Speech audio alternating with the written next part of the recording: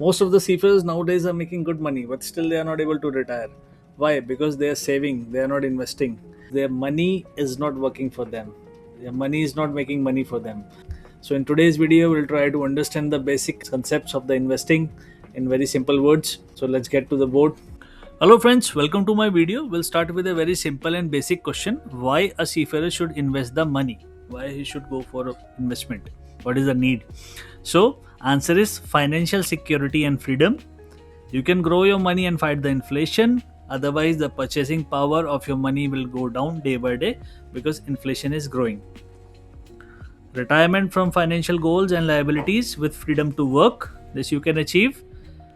Plan future expenses in advance. For example, kids' higher education, building your house, and lot many things you can plan in advance. So your life will be much easier. Those who don't know me, let me introduce myself. I am Captain Ankit Kaushik, a merchant ship captain working on oil and chemical tanker ships in this industry from last 20 years. Before proceeding further, I would like to give a disclaimer that this video is for education purpose only. I am not a SEBI registered financial advisor. Source of information is my research and real life investing experience, which I am going to share with you now. And I promise you, if you stay with me on this video for next few minutes, it's going to change your life positively.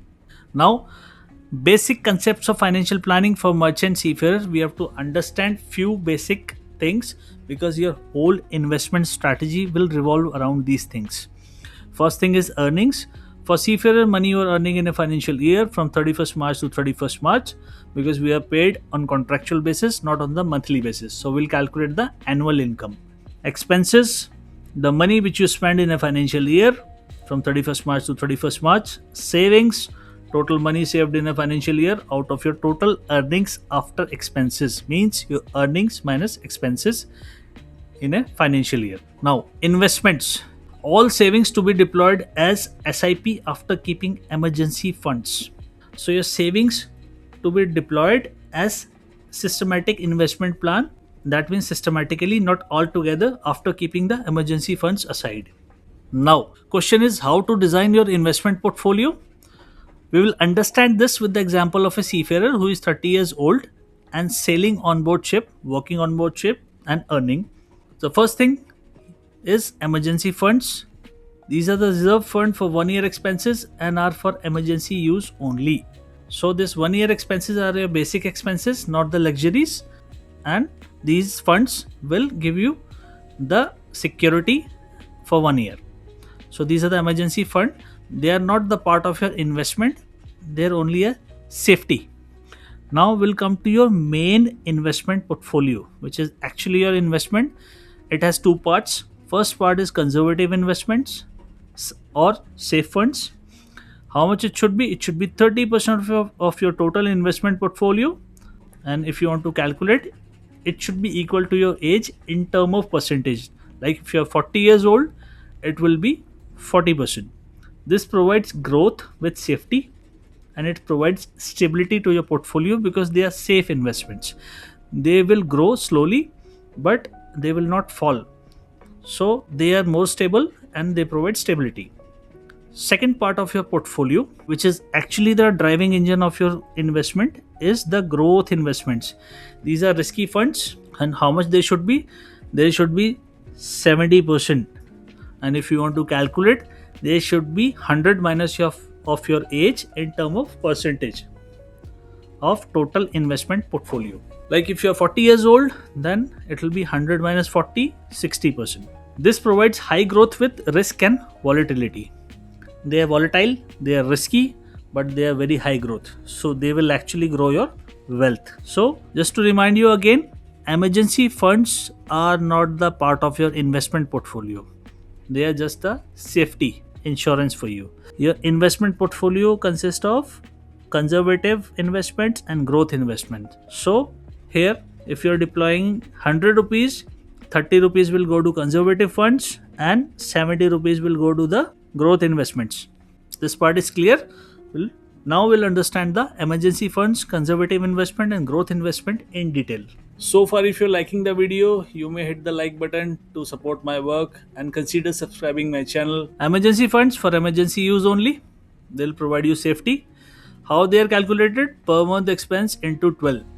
That is your total annual expense. Fixed deposit in bank account or post office, you can keep them as a fixed deposit in bank or post office.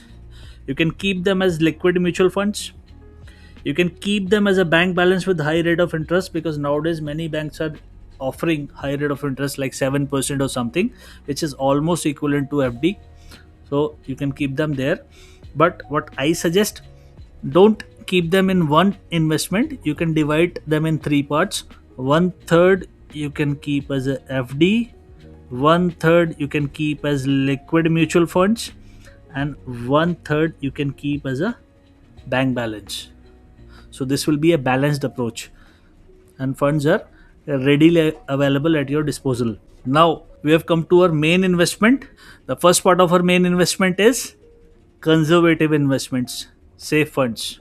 They can also be used as a backup if your emergency funds are exhausted, because they are not volatile, they are stable. So they will grow at a constant rate. So in case if your emergency funds are exhausted, they will act as a backup in that situation. And how you're going to keep them? The first option is fixed deposit in bank or post office. Another option is you can buy bonded mutual funds, debt funds from any fund house. Another option is you can buy gold in term of gold ETF, gold exchange traded funds, or sovereign gold bond. For this, you require demat account. That is the best way of buying gold. Another option is real estate investment trust, REIT. This also you can buy via demat account. With this, you can invest in the real estates. You can buy a share of big real estate projects. Another option is a classical property investment apart from the house you are living in, because the house which you are living in will not be considered as the investment. If you are investing in property, I prefer land. That is how you can park your conservative investments for the growth as well as for the stability. Here, the important thing to note is, in your conservative fund, gold should be at least one third of your conservative funds.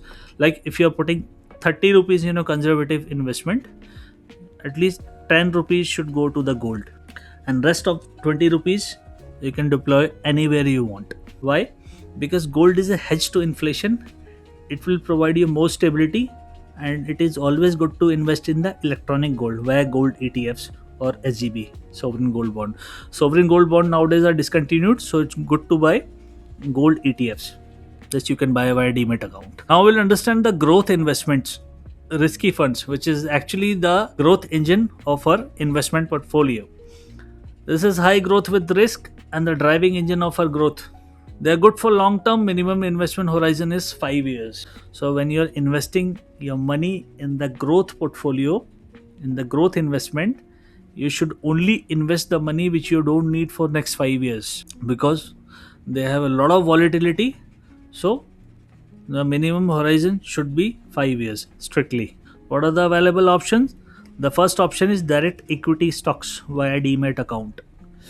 Direct equity stocks means normal shares, but for beginners, I recommend don't go for this option. Instead, you can go to equity mutual funds, direct plan via fund house. Why? Because in the equity mutual funds, a fund manager is investing in the equities in the direct stocks on your behalf, who is more experienced than you. So the chances of making profits are much better and they are more safe. But I suggest you better go for the direct plan, because direct plans are cheaper, less expense ratio. If you go for regular plan, there the expense ratio is high, because the broker expense ratio will be added, so the cost will be high. So better go for equity mutual fund direct plan. You can invest via mutual fund website, via mutual fund app, or by the mutual fund house office. So you can visit there and you can invest by anyways. So for this you don't need the demat account. Another option is the equity ETF. It is an alternate to the mutual fund. For this you need demat account. Is a passively managed mutual fund which is traded on exchange like a normal stock. You can just buy it like a normal stock, like a normal share, and you can sell it also over there. It is a bunch of stocks, more or less like mutual funds, but it is passively managed. Another option is the silver. You should have some amount of silver in your growth investment portfolio. This also you can purchase via demat account. The best way is the silver exchange traded funds, silver ETFs, which you can buy. And how much silver should be there in your growth investment portfolio? It should not be more than 10%. It should always be less than 10%. Like if you're investing 70 rupees in your growth portfolio, the silver value should not be more than 7 rupees. 10% of this. It should be less, it should be 7 or less than 7. 10% or less than 10%. That is how your growth investment portfolio will look like. If you're a beginner and you don't want the complication, you don't want to break your head, you want the things simple. So you have the option of multi-asset allocation mutual funds. This acts as an alternate to the multiple investment. Here you don't need to invest here and there. On your behalf, fund manager is going to do that. The minimum investment horizon is 3 to 5 years.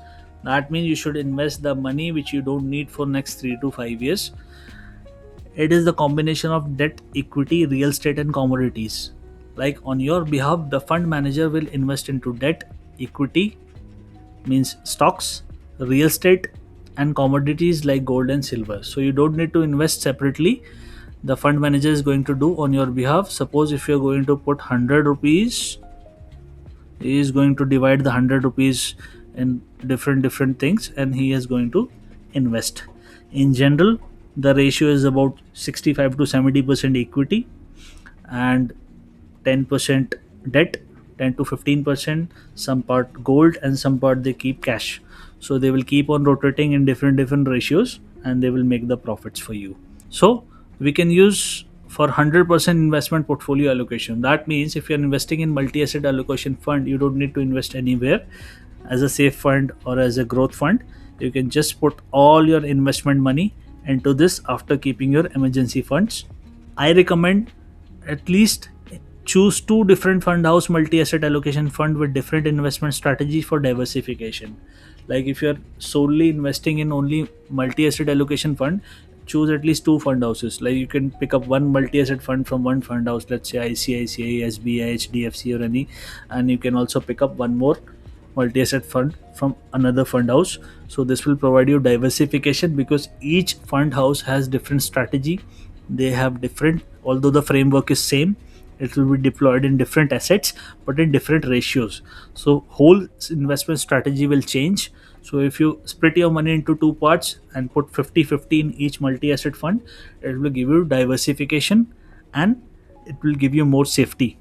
So that is all about multi-asset allocation fund as an alternate, good for beginners.